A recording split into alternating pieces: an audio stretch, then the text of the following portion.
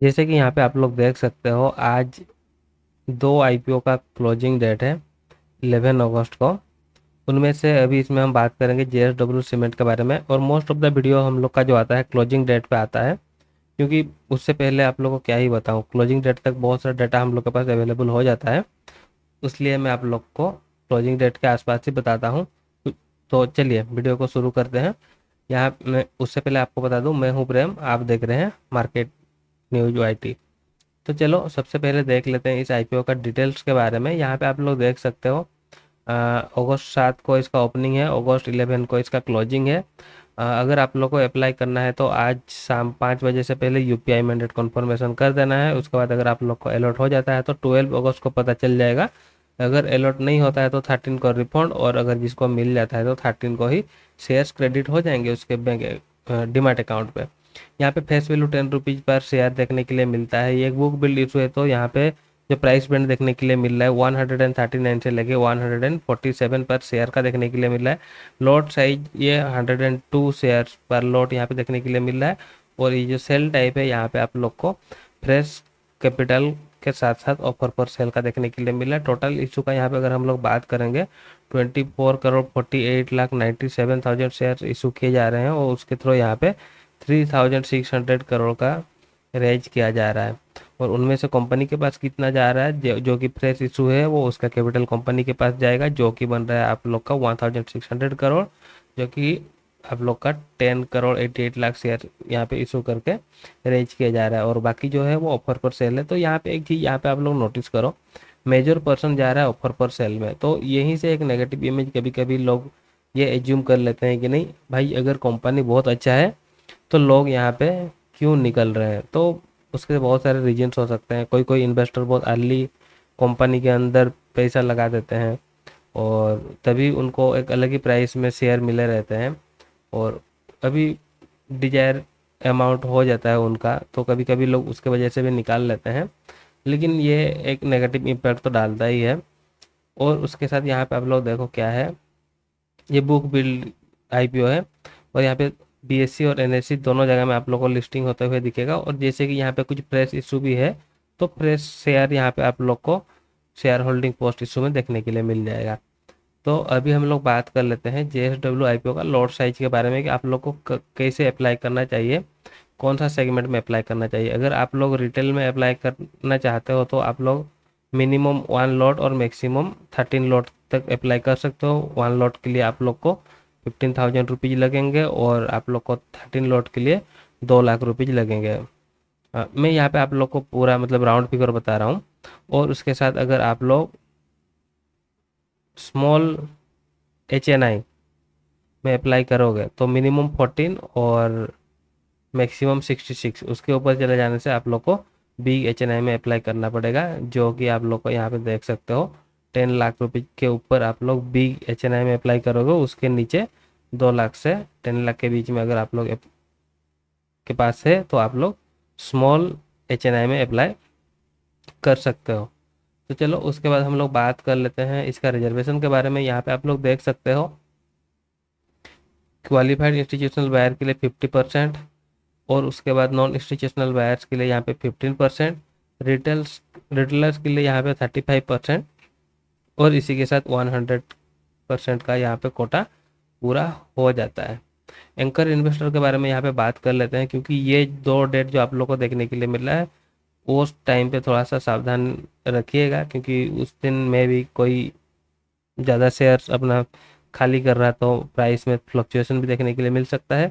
तो let's go, इसको आप लोग नोटिस करके रखो। जो एंकर पर्सन साइज यहाँ पे 1,080 करोड़ का है, और उनको 7 करोड़ 34 लाख शेयर उनको ऑफर किया गया है। और क्या है यहाँ पे देखो, पहला डेट जो है ना 30 दिन के बाद रहता है लॉक इन पीरियड, वो आप लोग का September 11 को है, और दूसरा November 10। तो ये रहा इसका कुछ डेट। और इसके बाद क्या है देखो, इस कंपनी के बारे में चलो देख लेते हैं। ये 2006 में इनकॉर्पोरेट हुआ था, और इसके साथ साथ इसमें अगर हम लोग देखेंगे, इसका जो फैक्ट्री वगैरह है वो लगभग 7 फैक्ट्री है इसका ऑल ओवर इंडिया में। और उसके साथ यहाँ पे आप लोग बाकी डिटेल्स भी आके देख सकते हो। वीडियो बहुत बड़ा हो जाएगा वो सब के लिए, लेकिन हम लोग सीधा अभी चलते हैं इस कंपनी का बाकी हिस्सा में, जो यहाँ पे हम लोग को मेजर चीज़ें देखने के लिए मिलता है, जो कि है आप लोग का नंबर्स। ठीक है, तो यहाँ पे देख सकते हो कंपनी वगैरह इसका कहाँ कहाँ है। जैसे कि आप लोग को यहाँ पे बताया जा रहा है 7 प्लांट्स अक्रॉस द कंट्री है। पहले आंध्र प्रदेश में, फिर कर्नाटका में, फिर तमिलनाडु में, फिर महाराष्ट्र, वेस्ट बंगाल, उड़ीसा, ये सब जगह में आप लोग को प्लांट्स के देखने के लिए मिलेंगे। और कुछ प्रोडक्ट्स भी है इनका। तो मोस्ट ऑफ द भाई सीमेंट कंपनी, तो सीमेंट्री प्रोडक्ट यहाँ पे आप लोग को देखने के लिए मिलेगा। और बहुत सारा मतलब हर वैरायटी का सीमेंट यहाँ पे आप लोग को देखने के लिए मिल जाता है। कुछ स्ट्रेंथ वगैरह कंपनी का बताया है, लेकिन चलो उसके बाद हम लोग चलते हैं सीधा उसका फाइनेंशियल डाटा के ऊपर। तो चलो अगर हम लोग स्ट्रेंथ के बारे में भी थोड़ा बहुत बात कर देंगे, तो यहाँ पे देखो तो company the fastest growing cement manufacturing company in India in term of increasing in install grinding capacity and sale volume. मतलब सेल वॉल्यूम और इंक्रीज ग्राइंडिंग कैपेसिटी के हिसाब से अगर हम लोग देखेंगे तो वो नंबर 1 का बात यहाँ पे वो कर रहे हैं, मतलब फास्टेस्ट ग्रोइंग की बात कर रहे हैं। लार्जेस्ट मैन्युफैक्चरर GGBS, ये एक प्रोडक्ट है सीमेंट का, उसका लार्जेस्ट प्रोडक्शन इनके पास है। और उसके बाद बाकी सारी चीज़ें आप लोग यहाँ पे पढ़ सकते हो। चलो हम चलते हैं अभी नंबर के पास। नंबर के पास अगर हम लोग यहाँ पे आके देखेंगे फाइनेंशियल डाटा हम लोग को क्या देखने के लिए मिल रहा है, 2023 से लेके 2025 तक का डाटा यहाँ पे हम लोग को देखने के लिए मिल रहा है। एसेट्स ऑब्वियसली ग्रोइंग स्टेज में है, एसेट्स साल ब साल बढ़ा है, नो डाउट। टोटल इनकम का अगर हम लोग यहाँ पे बात करेंगे, उसमें 2024 से 2025 तक का जो देखने के लिए मिल रहा है उतना नहीं हुआ है, लेकिन ठीक है, डी ग्रोथ यहाँ पे देखने के लिए मिल रहा है। और उसके बाद यहाँ पे देखो प्रॉफिट आफ्टर टैक्स यहाँ पे देख सकते हो माइनस में चला गया है। कभी कभी कुछ कुछ चीज़ें कंपनी के पास ऐसे रहता है कि उनका जो प्रॉफिट आफ्टर टैक्स है वो कभी कभी कम दिखाया जाता है या फिर कम हो जाता है। और उसके वजह क्या हो सकता है, देखो कुछ बड़े खर्चा जैसे कि रॉ मटेरियल हो गया और फाइनेंस कॉस्ट वगैरह वो सब में चला जाता है। और यहाँ पे कंपनी का मैं जो देख रहा था उसका RHP, उसके हिसाब से नॉन कैश लॉस यहाँ पे आप लोग को 144 करोड़ का देखने के लिए मिल रहा है। जैसे कि नॉन कैश लॉस के बारे में अगर मैं आप लोग को बता दूं, जैसे कि कोई कोई कंपनी रहता है एसोसिएटेड कंपनी या फिर जॉइंट वेंचर कंपनी, उनका लॉस भी यहाँ पे इंक्लूड किया जाता है।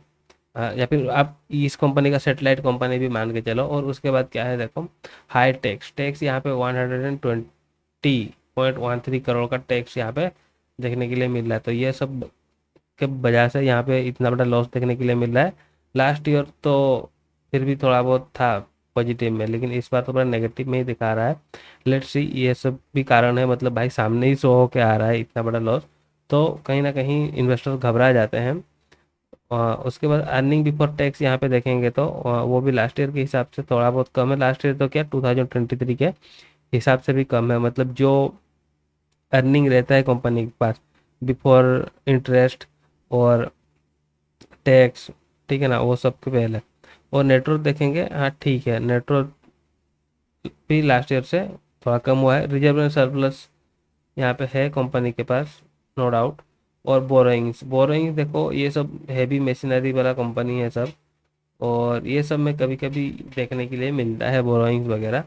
और ख़ास करके हम सीमेंट सेक्टर में अगर हम लोग बात करेंगे, यहाँ पे कुछ इसका पीयर टू पीयर कंपैरिजन के अगर हम लोग बात करेंगे, जैसे अल्ट्राटेक हो गया, अंबुजा सीमेंट, जेके सीमेंट, डालमिया, एसीसी वगैरह, तो यहाँ पे आप लोग देख सकते हो ये सब कंपनी में भी बोरोइंग्स है। तो चलो फिर से हम चलते हैं इसके पेज में। तो अभी चलो देख लेते हैं, बोरिंग्स वगैरह तो है, अभी हम लोग देख लेंगे कितना है। वो हम लोग को कहाँ पता चलेगा कि परफॉर्मेंस इंडिकेटर में कि कंपनी का परफॉर्मेंस क्या है। ये जो नंबर अभी हम लोग देखे उसका परफॉर्मेंस क्या है। यहाँ पे रिटर्न ऑन इक्विटी -6.90, और रिटर्न ऑन कैपिटल एम्प्लॉयड 7.05% का। डेब्ट टू इक्विटी यहाँ पे 0.98।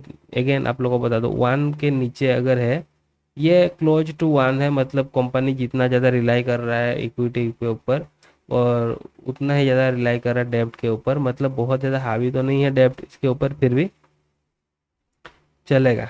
बहुत ज़्यादा डेब्ट तो नहीं बोलेंगे इसको हम, मतलब एज पर इक्विटी डेब्ट तो कम ही है। और रिटर्न ऑन नेटवर्थ की अगर हम लोग बात करेंगे, वहाँ पे ये आ रहा है निकल के आपका -4.85% का प्रॉफिट आफ्टर टैक्स का मार्जिन जो है आप लोग को देखने के लिए वो 2.77%, वो भी माइनस में है।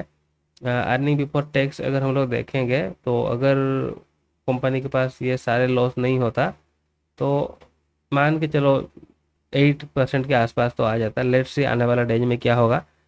तो इस वजह से मैं आप लोगों को बता दूं, हाँ, मैं तो उतना ज़्यादा इंटरेस्टेड नहीं हूँ इस आईपीओ में, क्योंकि देखते हैं आफ्टर मार्केट, मतलब आफ्टर आईपीओ, मतलब मार्केट में आफ्टर लिस्टिंग क्या इसका सही प्राइस लग जाने दो, उसके बाद तो मैं सही रहेगा मेरे हिसाब से इसको, मतलब परचेज करना या फिर कुछ, वो आपका डिसीजन है कम्प्लीटली।